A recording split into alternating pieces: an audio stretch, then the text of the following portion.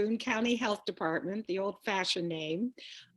Scott also worked with the state health department, and that's how a number of us, Mari and myself, worked with him at the state health department. And Scott is, I believe like you were the bureau chief of environmental, and some other positions at the state health department. So anyway, I welcome Scott in speaking with us again today and telling us everything COVID that we want to hear, hopefully. Thank you for being here. Yeah, well, obviously, thank you, Alice. Obviously, thank you for having me. It's wonderful to be asked back. That's always a good sign that people want to hear from you. If they hear from you once and ask you to come back, it's a positive thing. So thank you. I appreciate that. I'll get right into it, and I want to make sure that we have plenty of time for questions.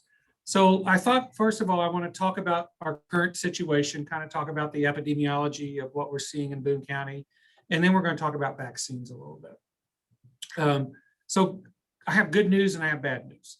Good news is that all the measures that we use to judge the intensity of the pandemic in Boone County are looking good. One of those that we use is a 14-day rolling average on the number of new cases. That would hit a high of 168 cases on November the 17th.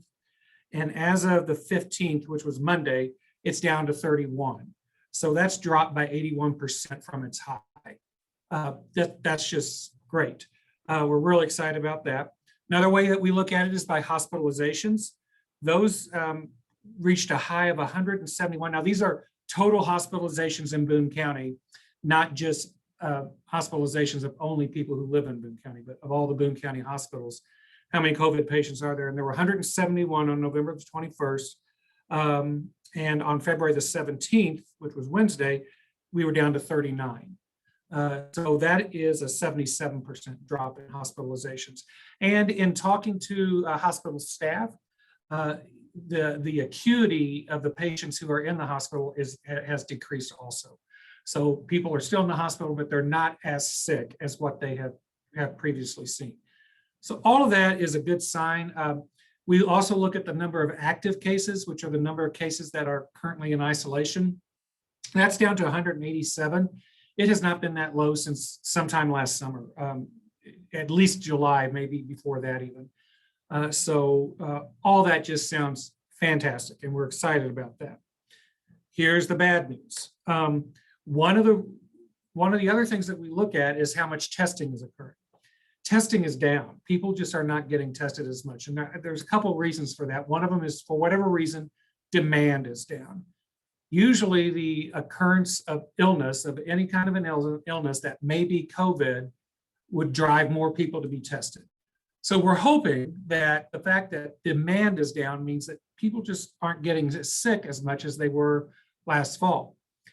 Secondly, and certainly more recently, as in last weekend and through this week, the weather has not only kept people from getting out, but it's kept these testing sites from operating. The ones that are drive-through testing sites, they have not been operating as much, and so we're keeping an eye on that. Just to give you an idea of that, so our 14-day average for testing reached a high on September the 6th. This was like right after the students came back, and we were seeing that big increase. It was 510 on that day. And it has dropped to, it was 141 on Monday. So that's a 72% drop. But more recently, we looked at it more recently, and when you look at 7-day periods from January the 15th, so from the middle of January, over the next 3-week period, that dropped from over a 7-day period having 2,801 people tested to 1,006 people tested. So that was a 64% drop over that 3-week period. And that was before we were impacted by the weather, okay? So there really is less testing occurring. But we're fortunate in that we did not see a surge from the students coming back this time like we did before. So we're very thankful for that. So that's one part of it, kind of bad news. Here's the really bad news. If you've been watching the news at all, you know that variants of the COVID virus or the coronavirus rather, have been coming up. There's certainly been one from Great Britain that has been found in Missouri. It was found in a patient from Marion County. That was back on February the 6th that the state health department announced that. Obviously, we're keeping a close eye on that. That particular variant, it looks to be more transmissible, meaning, it's easier to transfer or transmit it from one person to another. But it also appears to be responsive to the vaccine. There are other variants out there. There's one from South Africa that we're really keeping our eye on that tends to be, it just doesn't sound good. It's more transmissible. The disease is more, cases are more severe with that. So we're keeping an eye on that. There's one out of Brazil now that we've heard of also.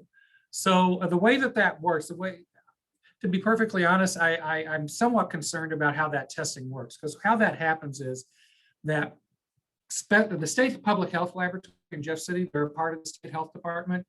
They do some coronavirus testing for areas throughout the state. I'm not aware of them doing particularly any from Boone County because we have such good laboratory access here in Boone County.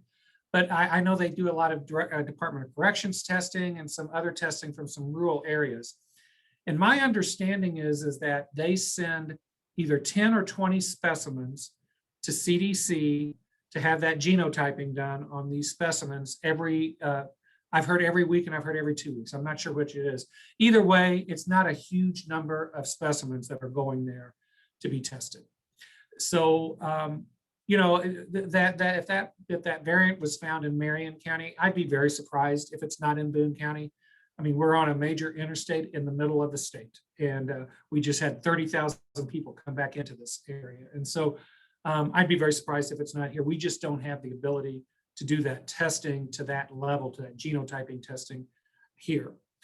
So those are of concern, and we'll talk about those a little bit more later. But I just wanted to bring that up, that is something that is certainly concerning and that we keep an eye on. So that's a real kind of quick and dirty overview of where we're at right now. Things are looking good. We're not anywhere near out of the woods. If we have one case each day, we've got work left to do. And so, but certainly things are more manageable than they were, say, back in November. So let's talk about vaccines. So I think most of you probably know this, and so I don't mean to insult anybody's intelligence. I just like to make sure we're all on the same playing field here. So we have two current vaccines available, one from Pfizer and one from Moderna. They are each 2-dose vaccines. So with the Pfizer vaccine, you get it, and then at least 21 days later, you get your next vaccine. And then with Moderna, it's 28 days between those vaccines. So trying to keep straight with who has what vaccine and when you have to get them re-vaccinated or get their booster dose and all that can be challenging, but it's being done. There is another vaccine that is currently in FDA review. It's from Johnson & Johnson. It is a single dose vaccine. And so that's encouraging. I've been researching, trying to get a better idea when that might be, when we might get what's called an emergency use authorization, or EUA, for that vaccine. One of my sources said a matter of weeks. Another one is hopeful that it'll be out it'll be approved by the end of the month. My understanding is Johnson & Johnson, just like Pfizer and Moderna did, they've ramped up production. They're ready to ship as soon as they get that approval. So that's exciting. We want to learn some more about that vaccine. When we get that emergency use authorization from the FDA, we're going to read that carefully because one of the things that is floating around out there is that while this is a 1-dose vaccine, the 1 dose is maybe only 70% effective, whereas the other two with the 2 doses are well over 90% effective. And so, the last thing we want to do is create an inequity among who's getting the so-called less effective vaccine. The more recent reading I've done on this vaccine, and again, I want to wait until we get the EUA because I will consider that the final word on this at this point, is that while the immediate effectiveness may be only around 70% or 75%, as time wears on, the effectiveness gains. Your immune system reacts more and more to it. You gain more immunity to the point where it's at the same level as the other two vaccines. Again, that's some preliminary reading I've done. We need to wait until we get that EUA and see exactly what it says. But nonetheless, we're excited about that because there are some populations, as you can imagine, that it's much easier to get them in once than it is to get them to come back twice. And especially to come back twice at a certain interval. So we're looking at, some populations that would be good candidates for that one-dose vaccine. So far in Boone County, we've had over 24,000 citizens or residents who've received their first dose, which is around 13.6% of the population. We've had 12,211, so about half of everybody who's been vaccinated that has received both doses. So that's around 6.8% of the population in Boone County that have both doses. And these are Boone County residents. These aren't just people who maybe work in Boone County and live in another county, but these are people who live here. For comparison purposes, statewide, about 11.1% have received one dose and about 4.7% have received two doses. Another thing to keep in mind with vaccines is even after you get your second dose, it's going to take 2 weeks until your body has really reached that immune level that the manufacturer says that that's when you're going to reach the immune level that they claim with the vaccine. So even after you have it, it's still going to be 2 weeks. We were talking before everybody got on here that people are getting sick after getting this. They're getting fevers and body aches and chills and all that kind of stuff. And as aggravating as that may be, in essence, that's a good sign. That means that your immune system is reacting and that it's working in you. It's working inside your body. So, I've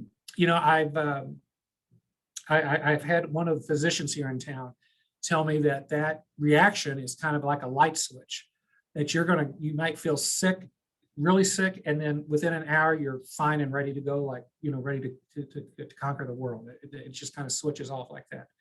Me personally, I started getting sick 11:30 the next day. I took some Tylenol. I felt fine for the rest of the day until I got home from work. And then about 5:30, I started not feeling so good again. I didn't feel good that evening. The next day I got up and I was fine. Our director, Stephanie Browning, she got hers. She woke up one morning, the morning afterwards, she felt awful. She stayed home. And at 2 o'clock, her light switch went off or on, depending on how you look at it, and she felt fine. So that's encouraging. I've heard a lot of people not feel good when they went to bed and they felt fine when they got up the next morning. So just expect that. That's a normal body response. That's a normal immune system response. That doesn't mean there's anything wrong. In fact, it means it's working well. So that's a little bit about that. You're probably going to feel like you're hearing a broken record from the health department, but the main issue with vaccine right now is that there's just not enough supply. That there's just no better way to say that. There's no truthful way to say it. Everybody, I think, is working as fast as they can. We've got lots and lots of vaccinators signed up with the state here in Boone County. Of course, we have MU Healthcare, we have Boone Hospital, we have our health department, and then we have several pharmacies across the county that have signed up to be a vaccinator. The problem is we just can't get our hands on enough vaccine. To give you an idea of what that looks like, the state right now, the last I heard is that they're getting around 90,000 doses in per week. And from across the state, they get requests from vaccinators like us for well over 200,000 doses every week.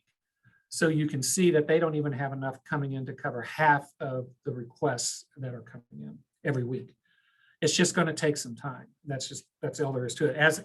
As we get more vaccines approved, obviously that will help. So MU Healthcare right now, they've been identified by the state as a high throughput vaccination site. And because of that, they're getting 4,000 doses every other week.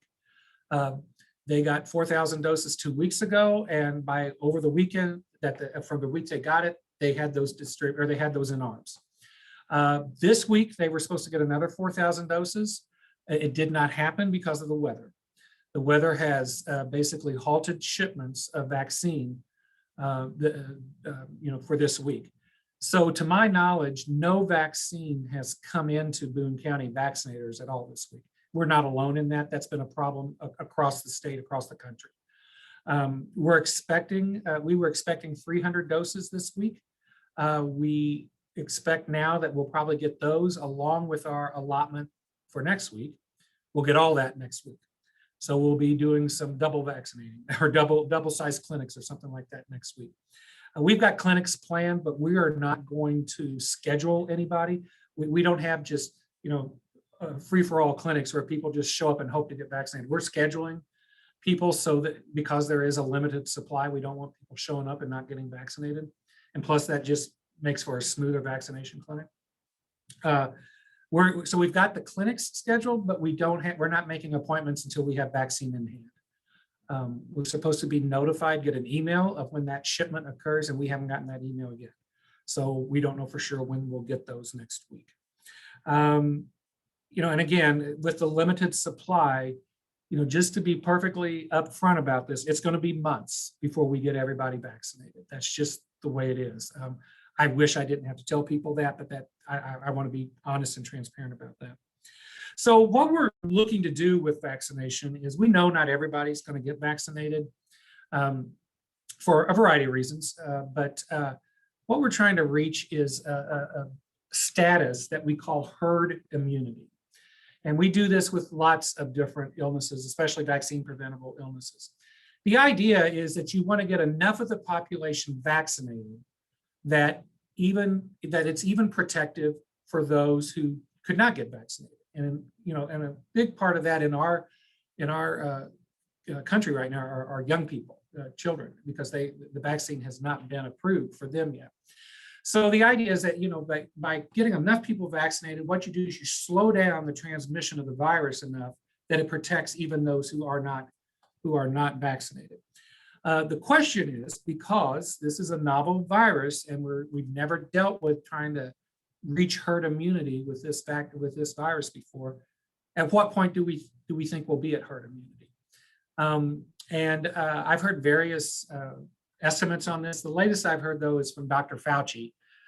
He thinks it's going to be around 75% of the population are going to have to be immune before we get to that point. So either through antibody treatments, having the illness yourself, or really a vaccine is the best way. We are going to need to probably get about 75% of the population immune. And the reason I say the vaccine is probably the best way is because when I've been reading, the immunity seems to last the longest through vaccination, even more so than having the illness yourself. So because there's a shortage, we advise people who are really wanting to get the vaccine, sign up at as many places as you can. Here in Boone County, we have consolidated our lists. So there is one sign up place now. It's on MU Healthcare's website. You go there, it's pretty easy to find. And if you get on that list, that'll make you good for any vaccine that we get at the health department, any clinics MU Healthcare does, any clinics Boone Hospital does. And then also, if the pharmacies, if they ever get any vaccine and they want to use that list, that's open to them also. So that's the best list to get on in Boone County. There's other lists that are out there. In particular, I've heard some people having success with the Walmart list. I've only talked to one person who actually lives in Boone County and got vaccinated at a Walmart in Boone County. I've heard of a handful of people anyway who've gotten vaccinated at Walmart in another county. I know some people who took their elderly parents to the Walmart in Moberly and got an appointment and got in there. I know of someone who got vaccinated at the Walmart in Eldon. So, Walmart is a good place to look if you haven't been able to get vaccinated yet and you want to get on another list. I would recommend that.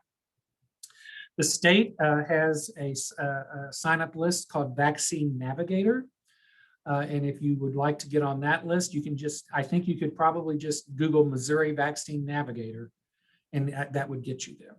So the problem with these lists is, you have internet access, number one, in order to get on them. Number two, you have to be willing to you have to have some computer skills to do that. my 87-year-old father would never be able to do that. And so I know of a lot of people who have their kids trying to get them on lists and that type of thing, but there are other options. So if somebody wants to get on the list here in Boone County, they could call 874-CITY, which is the city's main line. And the operators there can, they'll go through the form, the online form with the person on the phone and type it in for them and get them registered that way. They can also call, where's the number? 573-771-2273. That's MU's care number. Same thing, the operator will go through the online application with you and get you signed up that way. And then also just this week, something new that the state has done is they've partnered with the area agencies on aging from across the state, and they're helping also. So in Boone County, that is the name of that agency is Aging Best.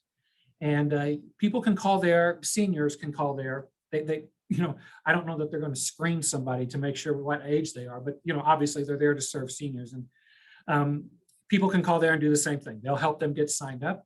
Aging Best will also help arrange travel to and from clinics for you if you need that also.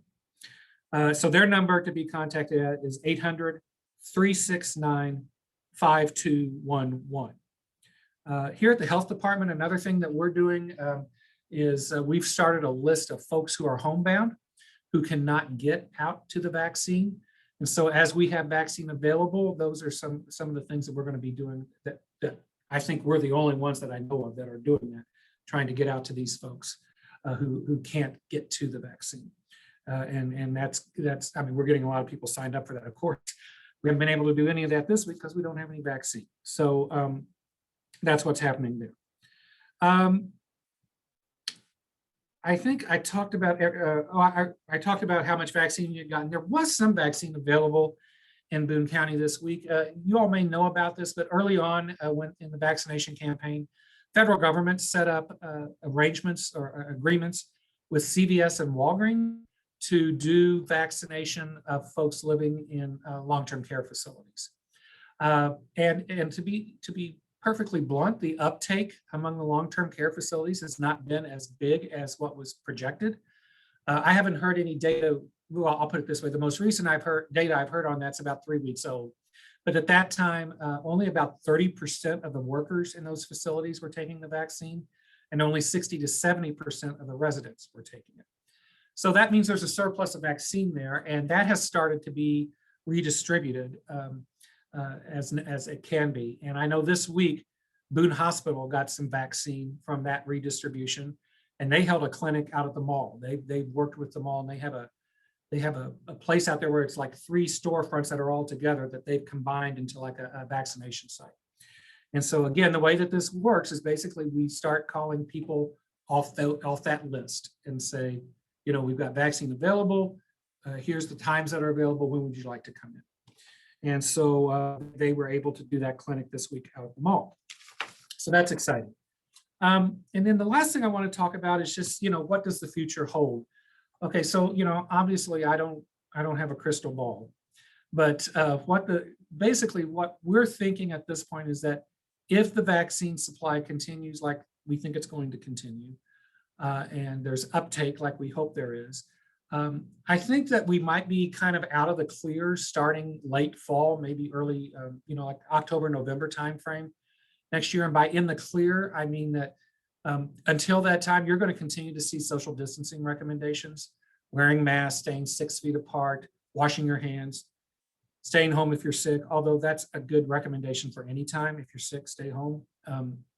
But I think that that's probably what we're looking at happening. Just to be honest, here's what could happen, though. We could have a variant come up that is highly infectious, leads to acute disease, and maybe the vaccine is not protective of that variant. That's what vaccines do. They evolve to survive. And when one part of it starts to die, another part of it that maybe's had some mutation will continue to. Well, that's what will grow. Basically, it's like what cancer cells do. Cancer cells are, they can be susceptible to certain treatments, until they mutate enough that they are no longer susceptible to that. Now, I'm not calling this virus a cancer, but I'm just saying that that's the biological process. That's how it works. So if something like that were to happen, to be honest, we could find ourselves in the same situation that we have been in, if not a worse situation, even if especially if it's more susceptible and leads to more acute illness. I'm really hoping that doesn't happen, but I think we'd be foolish to think, put our head in the sand and think it may not happen, and we do our best to prepare people for that possibility. And I think for those reasons, too, that reason also, you'll see, I honestly think that eventually we're going to have COVID vaccines on a regular basis, just like we do flu vaccines. I don't know that they'll be annual, that'll just kind of depend on this mutation, how often that occurs and what have you. But I think I would be surprised if we don't start to see something like that eventually. So that's kind of what I had to talk to you about today. I wanted to leave plenty of time for questions and kind of hit the high points. And I haven't been looking at the chat, so if somebody has a question, yeah, David, you had your hand up. Go ahead. Hey, I've got a few questions here. I just come up. One, when you mentioned all the people who've been vaccinated, the Boone County residents who've been vaccinated, what about are people included in that number? If they're Boone County residents, but they've gone outside Boone County to get their shots? Yes. Okay. Yes, that includes that is by county of residence. So even people, we had lots of, I don't know about lots, we had people from Boone County go to Audrain County and get vaccinated because they had a huge mass vaccination clinic there. And but it is based on this county of residence, regardless of where you got vaccinated. Okay. A couple other questions that are kind of related. If someone gets a Moderna vaccine, the second shot has to be Moderna. Could it be Pfizer? That's correct. So No, it has to be Moderna. And if it's Pfizer, the second shot has to be Pfizer. So has there been any discussion, since none of them are 100% effective, about, okay, once you've got one of them, 6 months later, get another one, get the other kind. So you want to discuss about that? No, there hasn't been. And David, one of the reasons for that is because we aren't 6 months out yet. We're going to learn more about this vaccine and the efficiency and the effectiveness of it as we move along. Right now, the CDC came out with, here's an example of that. CDC came out with some new guidance about whether or not people who have been vaccinated need to be in quarantine if they get exposed to somebody who has COVID. So basically what their recommendation is that, no, you don't need to be quarantined if you've had 2 doses, it's been at least 2 weeks since you've had those 2 doses, you don't have any symptoms as a result of your exposure, and it's within 90 days of you being vaccinated. So that doesn't mean that we think this vaccine is only going to be effective for 90 days. What it means is that it's only enough time has passed for us to show that it is effective at least 90 days. So I expect that some of those recommendations will change as time passes on and we learn more about about the effectiveness of it. So yeah, did that answer your question? Sometimes I give more answer than people ask questions. So I appreciate it. There's a number of hands. I'm going to call on Mari next. Mari? Scott. Hi, Mari. I've got 2 questions for you, really. One was stimulated by your thought that we are kind of a crossroads, and that because we have our own laboratories, our specimens aren't necessarily going to the state lab. Has consideration been given to set up some sort of a sentinel site so that what's going on in this community does get tested at the state and federal level? So I would say, Mari, that we're in the beginning conversations of that. We need to, Stephanie has had some conversations with Mary Menges at the State Health Lab about if there's a way that we can expand that and, that sentinel testing and truly make it more statewide. And, I mean, obviously, selfishly, we're worried about Boone County. We want to know what's going on here. So, Thank you. Yeah, I would say that those are just in the beginning stages of trying to do something like that. And then my other question has to do with the lists and how people are selected from the lists, because I think there are a lot of people sort of mystified about that. For example, Carl and I signed up at the same time on the university's list when it was separate, and I got called in, he did not. Yeah. He's old. So Can you Yeah, talk so- to their algorithm, or how does that work? Yeah, and so Mizzou is doing that, or MU Healthcare is doing that, and I'm going to try as best I can to explain that as I understand it. But so MU Healthcare is pulling from throughout the highway region, or Highway Patrol Region F, as a high throughput vaccinator to get that vaccine. They have to be willing to vaccinate anybody throughout Highway Region F. So that goes anywhere from Montgomery all the way down to Morgan County. So like if we ask them for 400 names, we'll tell them, first of all, we only want people who are Boone County residents. So they'll do that. And then they have a way of determining, they do a preference towards people who've been on the list the longest. So in other words, people the earlier you signed up, it helps get you some preference. But then within that group, then they randomly choose 400 names. Okay, and if they choose 400 names and we only need 300 of them, then those 100 will go back, but they'll go back keeping the same date that they signed up. So that it's not like they start over again. Yeah, and Mari, anybody, I would recommend if that happens, just ask them, say, well, my wife signed up at the same time I did. She hasn't gotten a call. Can I bring her also? See what they say. The worst they can do is say no, right? And so ask. Don't be shy about that. Yeah, Carl. In this case, I managed to go to Phelps County, believe it or not. We drove down to Rolla, where my son went to school. So it was kind of a reminiscent trip, but we went in, and then in 20 days. So I got my first shot, and then in early March, I'll get my second. So. Okay. Yeah, we had some people here who work for the city that previously worked for a hospital there in Phelps County. They went down to Phelps County and got theirs. I'm finding more and more people from Boone County are getting their vaccine outside of Boone County, which I'm not proud of, but I'm happy about it. I'm happy that people, I really don't care as long as shots get in arms. That's good for everybody in Boone County. I just wish we had the vaccine here to do it. So Alice, are you going to call on somebody? You want me to? Or? Yeah, how about we'll do male, female. How about Justin? And I want to remind people we can go till 1:15, so we can get Scott to answer a lot of questions. Justin? Well, one of the things I'm very happy to see, and you've already touched on this a little bit, is that the health department, Boone Hospital Center, and MU Healthcare partnered to combine the COVID vaccine survey lists. I know that partnership took a lot of logistical work and organization, so I wanted to publicly thank you for your work on that. Well, thanks, Justin. I'd like to take the credit, but the truth is that we've got great staff. And anybody who's been a good manager knows that the secret to good management is getting good staff for you, and they'll make you look good. So, so we have some great staff, and Boone Hospital, MU Healthcare have just been amazing partners. Everybody's been partnering really well. So this community is quite blessed in that way. So. Thank you. Nancy? Nancy?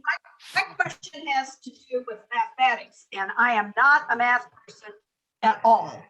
I took Math 101 with the football team in college, but it seems to me that this percentage that we keep seeing that keeps going down, obviously isn't that going to go down because there are fewer people who are doing this. And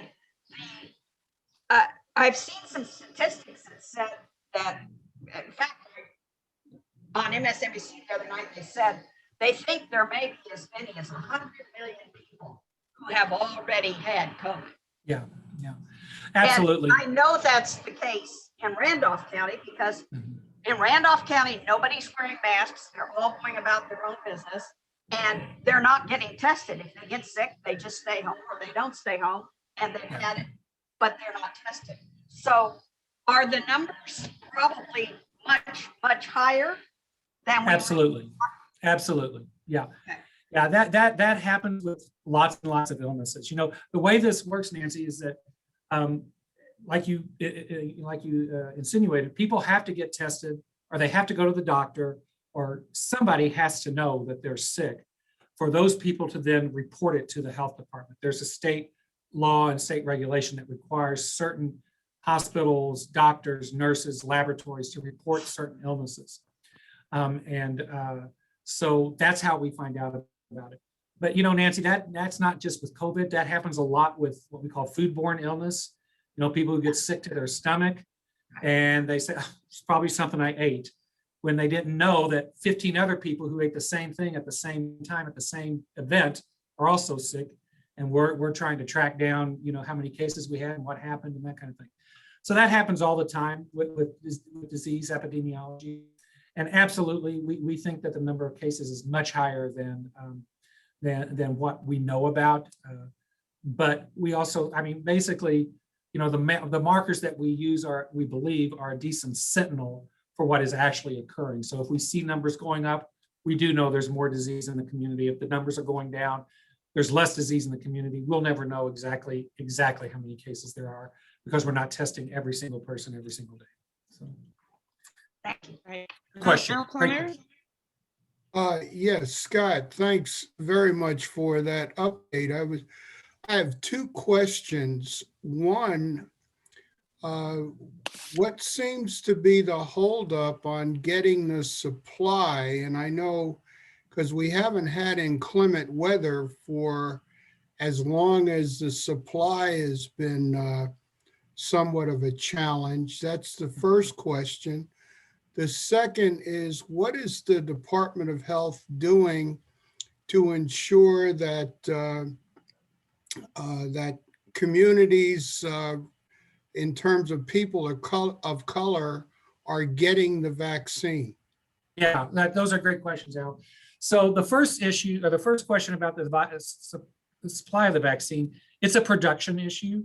The companies, Moderna and Pfizer, just can't keep up with the demand. They can't keep it. The production process takes longer than what it would need to be if they were able to produce enough vaccine to get it for everybody who wanted it. So that's it. It's an issue nationwide. Okay, and so and I think from what I can hear, what I do hear, it's an issue across the world. You know, there's just not enough vaccine. Here's what will happen now: we won't have enough vaccine for a long time, and then all of a sudden, we'll have more vaccine than there is people who want it. That has happened. I don't know how many times I've seen that happen, but you know, I talked about a light switch. It'll almost be like a light switch when that happens. But we're not there yet. We're ways from there yet. And then as far as reaching out to, you know, communities who, you know, who may need some, what you're talking about is an equitable distribution of the vaccine across different subpopulations in our community.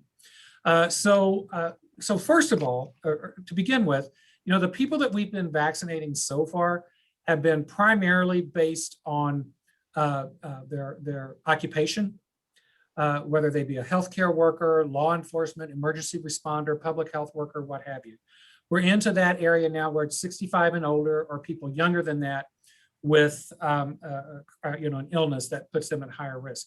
So we're getting to that point where it's to a bigger population now where we are concerned about reaching out to making sure that the vaccine supply is equitable. So there's a couple of things we've done. Number one, we have an ethics committee here at the health department that Mari, I'm just going to call her out. Mari actually sits on that committee because, well, you know, Mari is the queen of public health in Missouri. And then also she's the chairman of our chair of our board of health. And so, so she's on that committee and provides good information to us.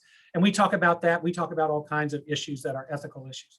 The other thing that we're doing is we know that there is more vaccine hesitancy, and for good reason, in some populations than in other populations, including the Black population and among Spanish speakers. So we are doing a forum this coming week on the 24th. It was on Facebook yesterday. We started advertising it yesterday, where we're going to have, it's specifically, this is to, I hate to use the word target, but it's in response to concerns that folks in the Black community are vaccine hesitant and don't maybe trust what they hear from medical folks and that type of thing. So we are, our health educator with the Live Well by Faith program, Verna Lavoy, is going to moderate that session. We have physicians and healthcare providers from across the county of different races that are going to be on there providing information. We're going to do something similar. It's in the planning stages. We don't have a date set yet because we need to find all the people that we need to, all the speakers and that kind of thing. We're going to do the same thing for the Spanish speaking population. And then other than that, Al, we're also working with the churches that are in our Live Well by Faith program. They have been amazing. Well, they were amazing before COVID ever hit. But for those of you who don't know, Live Well by Faith is a program that we developed to address some of the health disparities that we determined from our 2013 public health assessment, where we saw significant disparities between whites and blacks in things like mortality of heart disease, diabetes, and something else, can't remember what else. But anyway, so it's trying to reach that population, that subpopulation through the Black churches. And Verna LeBoy has been leading that program. It's been highly successful. It's won national and local awards and state awards for how well it's worked to help increase the healthiness of some of those folks. So we're working with those churches. They have volunteered anything they can do, whether it be hold a meeting, serve as a vaccination site, what have you. Again, the issue more than anything is the lack of vaccine. And I know I sound like a broken record, and I don't want you guys to think that we're just using that as an excuse, but it is a true issue. Mary Ratliff has spoken with us. She has spoken directly to the city manager, as well as Stephanie Browning has been in contact with Mary about concerns about this. So I know that we know it's an issue. We're doing our best to address it, and we are always open to advice on how we can better do that. But I think I answered your two questions. So thank you for this. Okay, Vicki? Okay.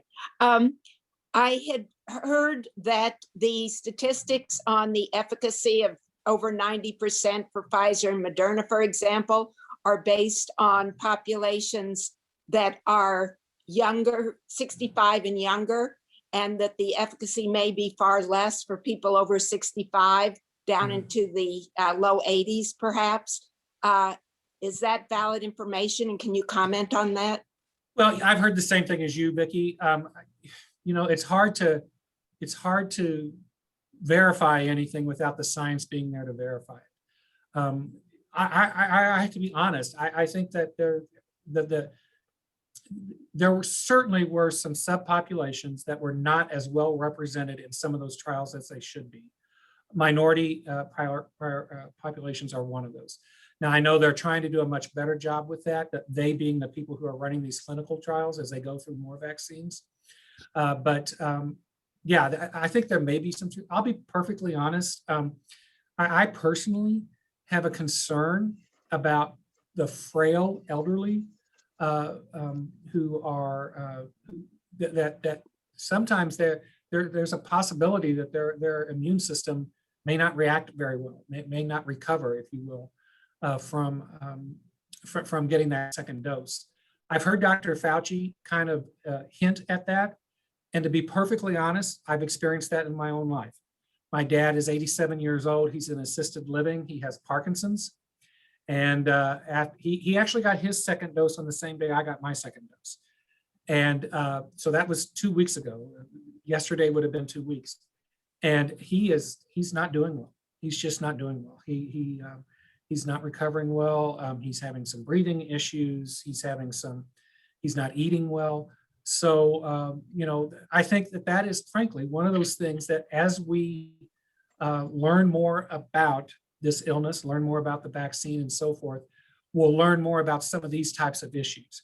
But you basically do a risk assessment on these types of things. And, you look at the risk of not getting it versus the risk of getting it. And for, almost all of us, the risk of getting it far outweighs the risk of not getting it. So, Vicki, I don't know if I answered your question very well or not, but yes, there is that concern, and it's something that federal regulators are aware of. And, it's also addressed usually in those FDA approval documents too. They kind of talk about those things. So, thank you. That's an awesome question. Really? Scott?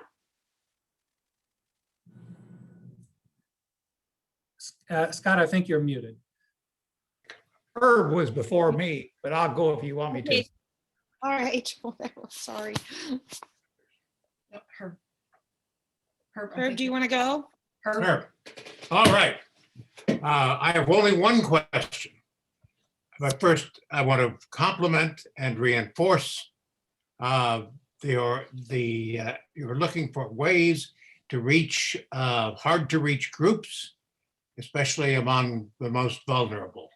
And I want to reinforce, I have all my enthusiasm for that. My Thank you. question is based on anecdotal information.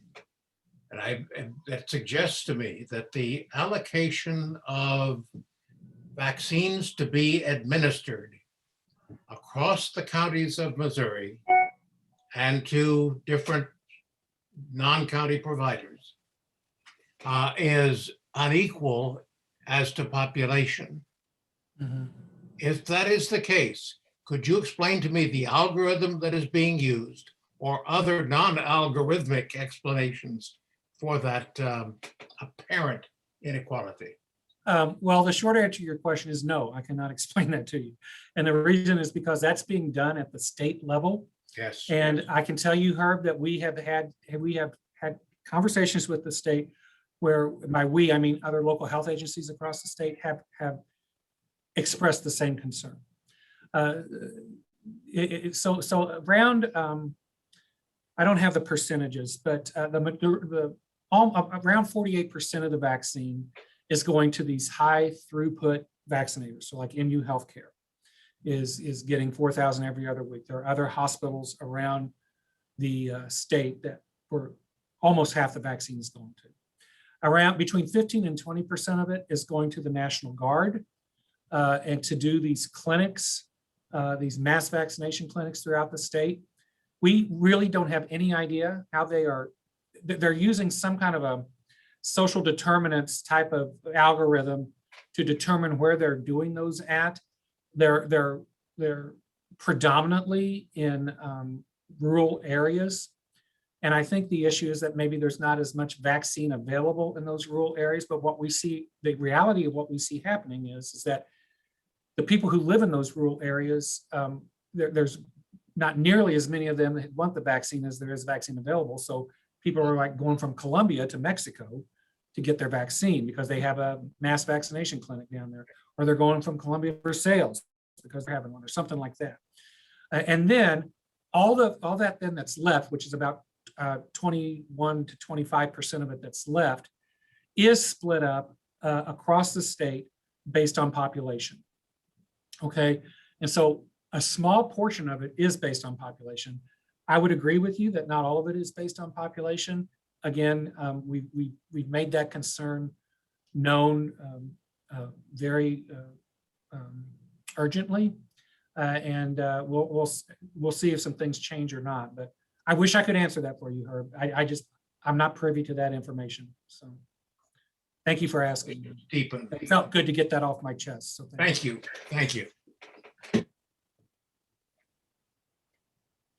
Alice, you're muted. Jean? Yes, Jean I Seabock? have- Hello, Yes. I have three questions. The first one kind of builds on what Vicky asked. I've heard that older people should wait more than the normal 2 weeks. They should wait 3 or 4 weeks after their second shot before they reach full immunity. Okay, so everybody should wait at least 3 weeks. There's the Pfizer vaccine, it's a 21-day time between shots. And for the Moderna vaccine, it's a 28-day. So 4 So I weeks. mean, after the second shot. After the second shot, what was your They question then should, about after? that the CDC says 2 weeks, but I have heard that older people should wait more than that. Oh, before you're fully immune, you mean? Yes. I apologize, I misunderstood you. I have not heard that, Gene. I'll have to do some research on that. That could be possible, if immune systems, the immune systems in older folks are not always as active as they are in younger people. I'd have to look at that. I have not been told that. So my guess is that is not something that is in FDA's clearance document on No, that. it's not, but. Yeah. Well, Gene, that could be one of those things that as we live longer and learn more, that might be something that's emerging. I don't know. I'll have to look into that. I have an 86-year-old sister, who thinks once she's got her second shot and waits 3 weeks that she should be safe to fly down to Florida. Is that something that you would recommend? Uh, if she's had the vaccine and it's been that long and she doesn't have any symptoms, it's probably okay. But I'm just telling you the safest thing to do is not put yourself in a situation where you could not only that you could come into contact with it, but if you had the virus, that you could give it to somebody else. I personally don't plan on getting on a plane for a while, just because I want to wait until we get closer to having that herd immunity. That being said, there are plenty of people flying out there. And I think it's just a personal decision. Honestly, I think the best thing for her to do is to maybe talk to her healthcare provider about that and see what her healthcare provider recommends, because that healthcare provider would know a whole lot more about her personal medical history and current issues with her health that she may have. That they would be able to provide a much better answer than I could. Thank you, Scott. My third and last question is, you told us about how many people in Boone County had been vaccinated. Well, you told us about this merge list. Can you tell us what percentage of people on that list have been vaccinated? I cannot, Gene. What we're finding out, so like I talked about, a lot of people are getting their vaccine someplace else. And there is an option. If you go to MU Healthcare's website, there is a way that you can, I think they call it opt out, but basically if you get the vaccine someplace else, you can go in and take your name off that list. I think probably quite a few of them have. And the reason I say that is because I had heard that for the 4,000 doses that MU Healthcare thought they were going to get this week, they had to pull 7,800 names off that list before they got the 4,000 appointments filled. Now, Langston, don't report that without checking, verifying it with MU Healthcare. Yeah. But the point is that I wouldn't be surprised if around at least a third to a half of the people on that list may not have already gotten it someplace else. Okay, thank you very much. Yeah, thank you. Good questions. Great questions. Let's see, who's next? Scott, maybe? I'll go last, Alice. Let Mary, Vicky, right. Carl, and Al go first. Okay, Mary Jo and Al. I've got a couple of questions. Here in Columbia, does the date of registration for the vaccine start from the time of registration on the health department list, or just from the more recent merger of community lists? It would be from the first one that you signed up on. Okay, good. My second question is something you said. You said that people in the hospital today are less sick than they were in the past. That's what the doctors are telling us, that that the acuity of the illness is it's not as severe as some of the cases they had seen. And that's not to say we're still not having deaths. We had a death. I think the most recent death was on like February the 4th, but the deaths are going down also. So why is that? Do you know? I think it's just a sign that that the virus is not as prevalent and not as potent. Or I think in the community, there's less virus being transmitted. If there's less transmitted, then you won't have as many cases, and the cases should not be as severe. I'm not a medical person, but Mari or Alice, you guys are both public health people. If you have other thoughts on that, speak up. But I really think it boils down to this fact that we don't have as much virus transmission going on. So without that, the cases aren't as bad. Okay, that makes sense to me. And finally, only 30% of the workers locally in the long-term care facilities are opting for the vaccine, right? That was a statewide number. That's statewide, okay. But I think that I haven't seen local numbers, but I'd be surprised if I'm sure we're not at 100%. So. Okay. Is there research studying about why people are not taking the vaccine? And it's vaccine hesitancy. It's all that bad information that's out there.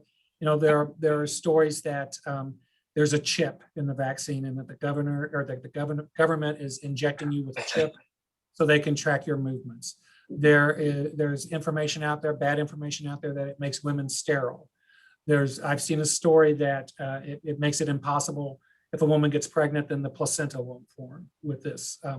So there's all kinds of just really bad information out there that people are grabbing onto. But the good news is, Mary Jo, is that some of those people who had vaccine hesitancy, now that, you know, we're over a month into this, and they're seeing that people are getting the vaccine and they aren't growing, you know, a third eye or something like that, then people are coming back and saying, okay, now I'll take it. Maybe I will take it after all. Not everybody, but some of those people are doing that. That's great. That's a good sign. So, okay. And I great hope the state is looking at interventions to vaccine hesitancy beyond Yeah. forums and that kind of thing, because I think yeah. that's appropriate. Thanks. Yes, thank you. Thank you. I'm going to get my short question in there, and it's about transmissibility after having the vaccine. I know what CDC is advising. My cousin's a surgeon in New York. I do plan to fly to Florida because it's really far away to see that aged mother. In an Israeli study recently, it was a fairly small sample, talked about Pfizer not being transmissible, but it was a small study and certainly not peer reviewed. And then another study from South Africa said something different. Can you give us any light on this, Scott? So, you know, Alice, I think what we may be seeing there partially is the effect of variants. I know what you're talking about with the Israeli study, or I would almost call it Israeli data, but yeah, that's encouraging. That's super encouraging, but you're right. It's small. It needs to be replicated. I had not heard about that. I'll have to look that up in South Africa, but knowing what we do about that variant that is prevalent in South Africa, you know, that's probably where they're getting some of their information, that it's more transmissible and it doesn't respond to the vaccine very well. I think that could be part of the reason that we might have some differing, we need for those studies to be much better controlled. So. But I thought there was some looking in the Johnson & Johnson, they're actually looking at South Africa, and that was not happening for Moderna and Pfizer because it didn't exist then. So that's a plus for Johnson & Johnson. Absolutely, and any future vaccines. Right. Right. You're right, Alice. Right. All that's correct. Okay, who's next? Mary, I think you've not spoken. Mary, I think you're muted. There you go. Okay. Hi, well, Scott, what you were talking about with your father, you know, and his immune system reminded me of me talking to a friend of mine. She's 66. I was talking to her yesterday. And about 10 years ago, she had a double mastectomy. She was stage 3 cancer. She really took control of what she wanted done, and she used some traditional medicine and some non-traditional. And now her doctor does not recommend the vaccination. And I don't know if it's just for her, that's just his whole policy. But she has also heard scare stories about your immune system getting so revved up that can kill you on its own. And I know that at the very beginning of this whole pandemic, doctors were talking about sometimes they thought somebody was getting well and about ready to go home. Then all of a sudden, their immune system would kick into overdrive. And that's actually what ended up killing them or making them a lot worse. So what could I say to her? Should she get it? Or, I mean, I know yeah, that's a good question. I you know, that's one of those things. I don't mean to sound for it to be a cop out, but her doctor is going to know her particular situation a whole lot better than I could. Something she may want to consider is getting a second opinion from another. Her doctor is one of those unconventional, alternative doctors. Then I would certainly recommend she consider getting a second opinion. But you have no knowledge of having a problem. Yeah, I don't feel comfortable commenting on that, not knowing more about her. Well, for one thing, I'm not a physician. And second, but I haven't heard it from any other sources. Yeah. I haven't heard that either. I have not. But Yeah, I'm going to stay out of it, but I will suggest a second opinion. Okay, Yeah, I would. because do I that. worry. Thank you. Yeah, thank you. Scott, do you want to go or? Okay. Let Vicky Scott? and Carl go. Oh, okay, Carl, I'm sorry. I meant to call him. Carl? I'm getting there. I just have to unmute. First of all, kudos to Columbia Boone County Health and Human Services leadership and staff. I mean, all of this has been data driven, and I really appreciate the amount of work that's gone into this. I just have two quick questions. Can I just say that we really appreciate the support of the city council too. We have lots and lots of colleagues across the state that do not have the support of their governing body. And even some of them who have health boards. So Carl, thank you. Your support has been unwavering. So thank you. That's no problem. We base it on your expertise. But the two questions I have to do with the flu season. We have had lots of warnings about the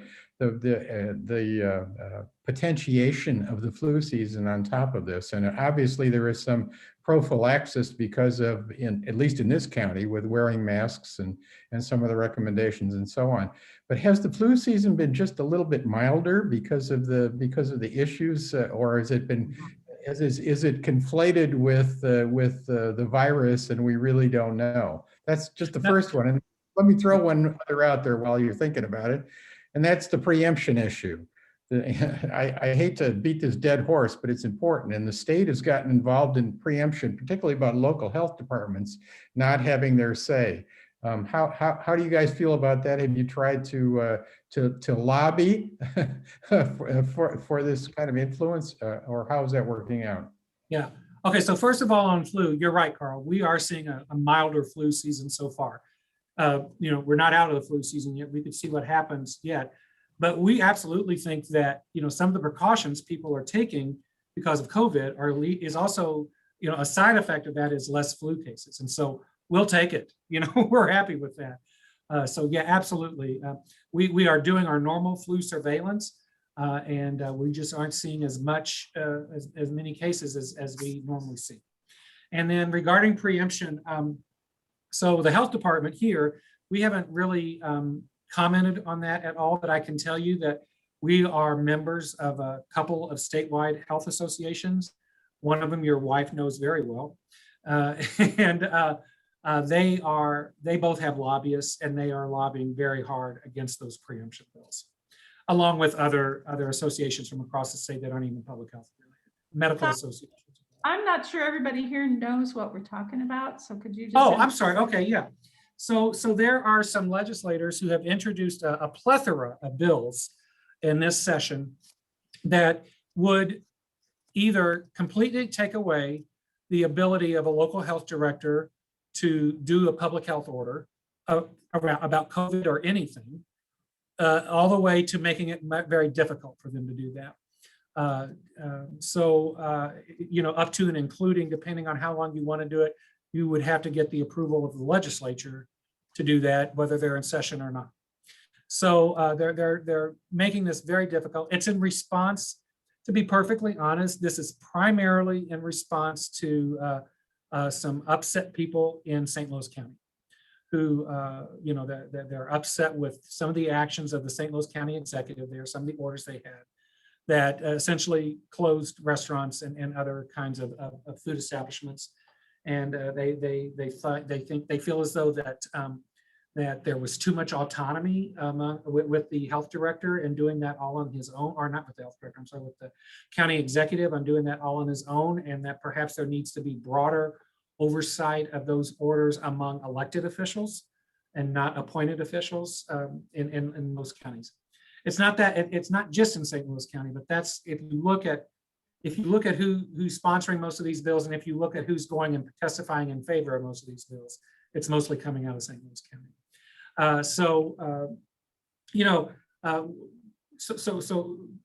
Public health needs to have, and most people realize this, I think public health needs to have the ability to pass emergency orders if necessary to protect the community. Not just with COVID, but with other issues also. And so those are the kinds of authorities that some of the statewide associations are looking to are looking to preserve.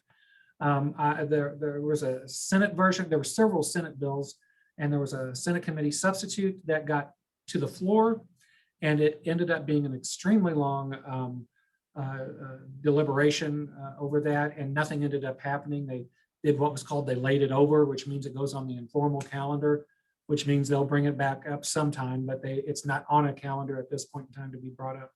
The bills there were several bills on the House side also, they passed out of committee and went up to, there's a couple of committees that any bill has to go through before it can get to the floor.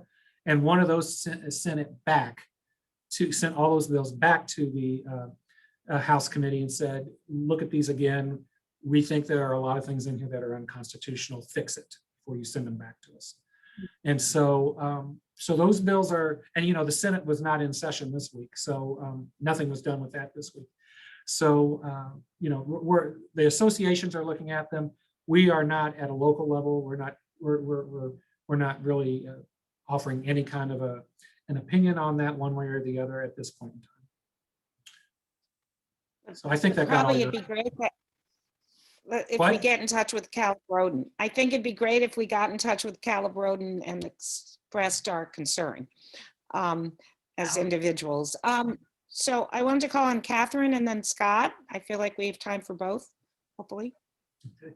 I guess unmute there. I want to know how these people found out where they could go other than Boone County. I don't have a Facebook account. I have neighbors who are way ahead of me in the vaccination process. I envy them mightily. And I am sending frantic emails to my doctor, to MU, to Boone County. And I would like to know how one knows. I'm a Luddite. I don't have a Facebook account. How did they find out where to go? Yeah. A lot of them found out through social media, through their friends, either through verbal communication or through their friends on Facebook or other social media. I know that a lot of folks found out about Walmart through the press releases that Walmart sent out saying, "Hey, we're going to have vaccine. Here's where you can go on and get signed up for it." It's my understanding that Walmart. I've heard this anecdotally. I haven't confirmed this, but that like Walmart refreshes when they have appointments available at 12:01 a.m.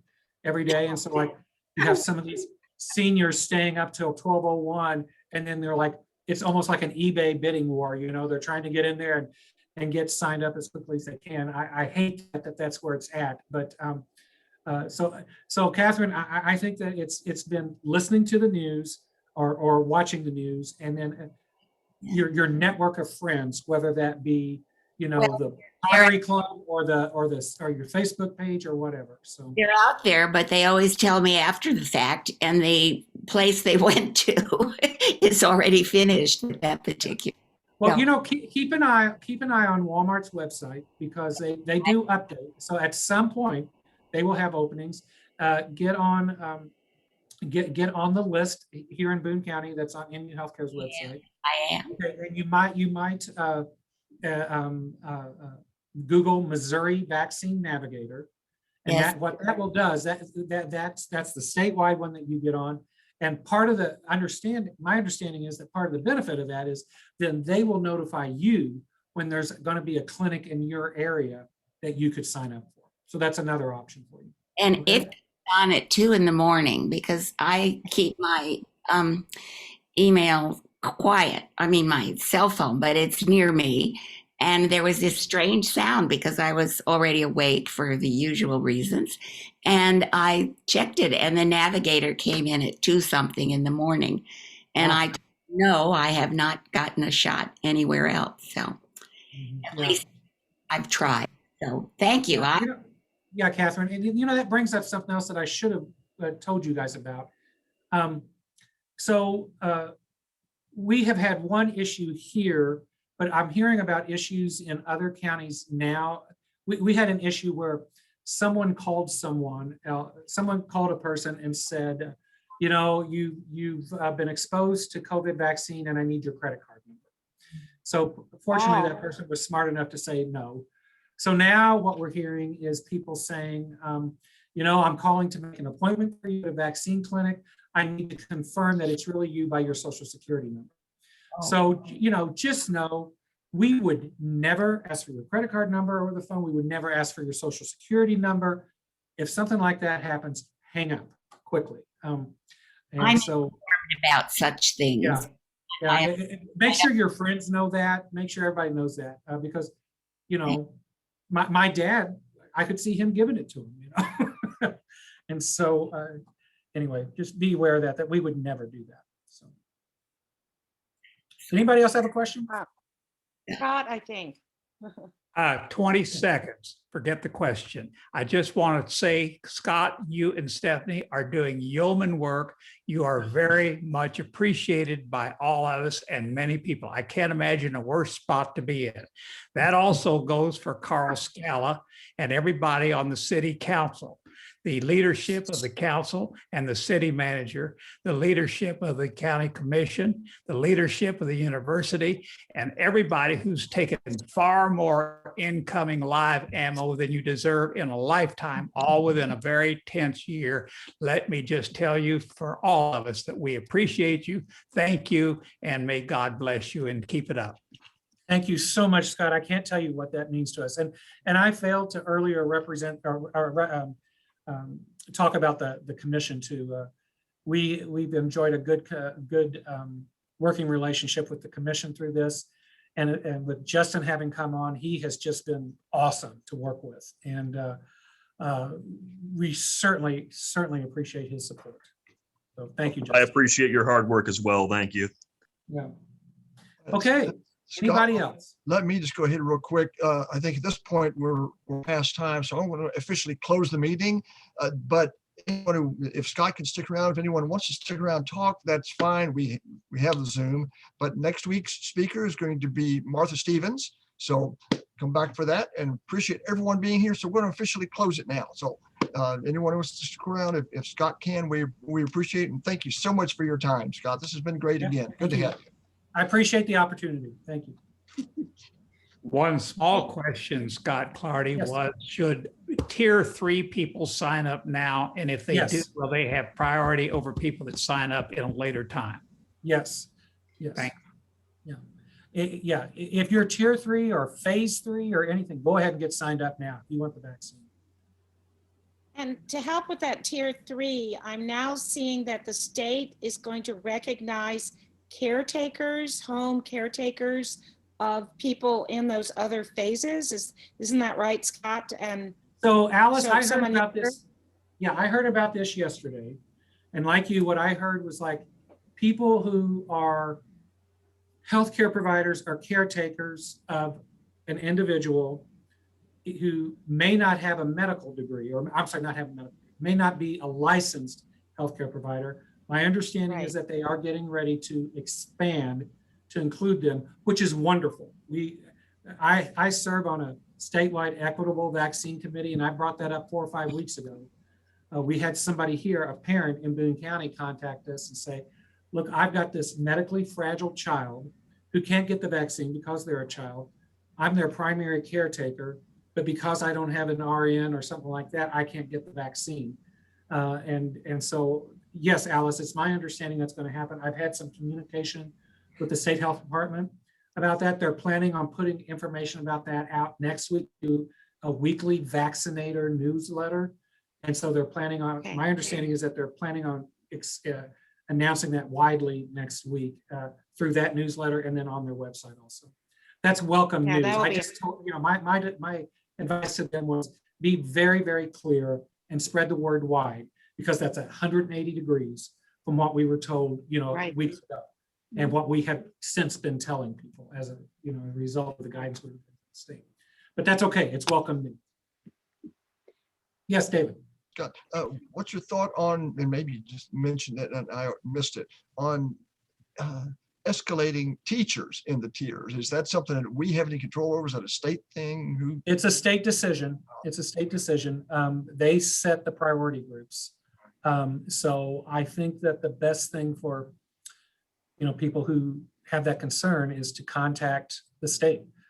You know, you could contact the state health department, but that's totally their decision. And you know, David, here's what's going to happen when they do open up the third tier in phase 2. There are lots of different. That's a huge group. There are lots of different people in that group. And something we've been telling the state health department or the state is that we're going to need you guys to tell us within that group who is prioritized. So our teachers prioritized over utility workers. You know, how they're really, and we need direction from the state on that, because we really need to try to be as uniform as we can across the state in how that's done, so that a utility worker in Cooper County isn't getting vaccinated for a teacher in Cooper County when a teacher in Boone County is getting vaccinated for a utility worker in Boone County. You see where that can lead.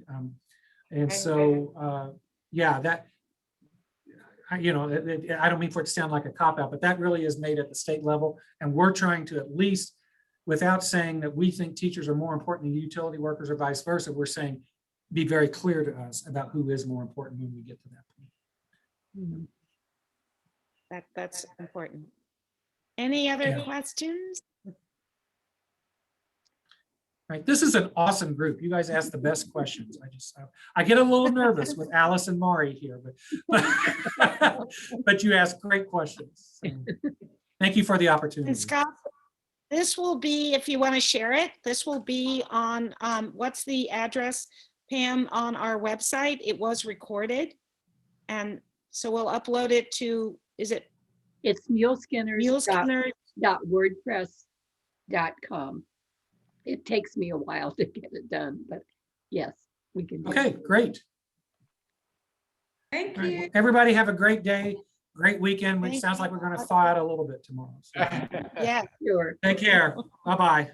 Alex, There. Alex, do we know anybody has been scheduled for March yet? Speakers for, Kathy has sent out, we're going to do the city council first. That was Carl's recommendation, and I'm just getting those invitations out the first 2 weeks, and then the second 2 weeks will be school board candidates. okay. So we'll have that in a few days to be able to put on the Scott's calendar. Okay. Thanks, everyone. This was great. This was really great. Thanks for participating. Catherine, if you want to email me, she's gone. Bye. Do you want me to get you her email address? Catherine's? For Catherine? Uh-huh. Sure. Okay, I will send that to you. Okay.